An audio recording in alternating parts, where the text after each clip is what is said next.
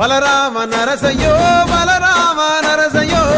పాదంటు లేని చోటు ఎత్తుకుంట పోతివో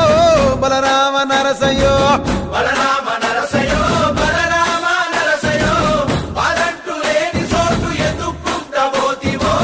బలరామ నరసయ్యో తిరు ఏషాలేసి ఎంత అలసిపోయినావో తోడు రాని మంది కోసం తిప్పలని మోసినావో కట్లు తెచ్చుకొని